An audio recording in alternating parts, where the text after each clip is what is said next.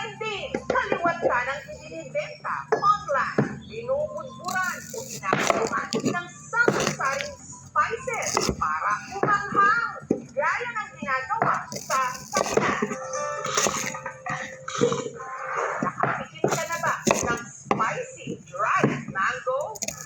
Ito sa mango capital ng Pilipinas, sa probinsya ng Guimaras. At isa raw sa mga pinakaunang gumawa nito, si Rebecca.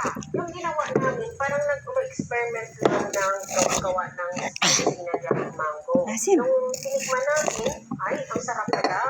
Ang mga manggang gamit ni Rebecca sa paggawa ng spicy dried mango, mga radiant daw.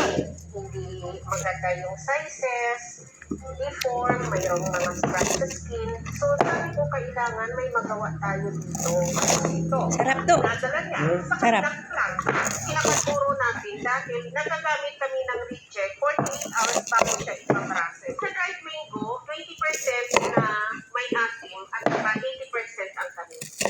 Matapos isort ang mga mangga, hinugasan, hinihiwa. Mayroon tayong tatlong klaseng spices na ginagamit to blend the anghang ng ating mangga.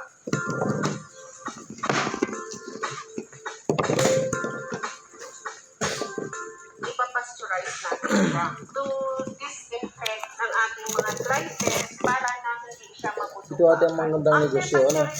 Ha? Ito ang magandang negosyo, walang puhunan. Oo. Pag ito na ibinta mo lang. Ito na yung itsura niya. Mahal din ito pag binibili mo ay. Oo. Didilibira mo ito mga palengke, ano? Sa kanilang mga naglalakihang dryer. Yung dinadry natin, Sana'y marami tayong puno na ganito. pinatuyo siya Tatanim sa lang ng ganito. chemical dryer at saka mayroon tayong solar dryer. Bawat pakete ng spicy dried Alam, mango yes. ay ibibenta ng 90 pesos.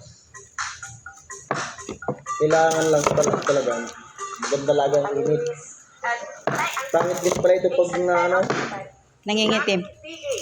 Pag kulang sa ano. pag kulang sa init. Rebecca, almost 7 years din ako sa abroad. When I decide na umuwi, nabuntis ako, I become a single mom for 7 years.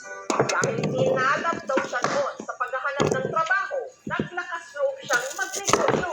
Since naging popular yung Guimaras sa mangga, so we try to develop a different product line using mangga. Hanggang sa ang itinanim niyang sipag at tiyaga para punong mangga na nagbunga ng bonggang-bongga. Kumita rin kami ng 150,000 mga around a month. Salamat sa mangga, nakapagpundar na siya ngayon ng sarili planta at mga sasakyan na pagtapos niya rin sa kwento at kanyang mga anak. I was invited to speak with the OFW. Dinala ako ng Department of Agriculture. Kung sa abroad ka, family mo lang yung makabeneficyo ng pera. Pero kung nandito ka pala, your family, your community, at saka yung ibang tao, nakabenefit sila lahat.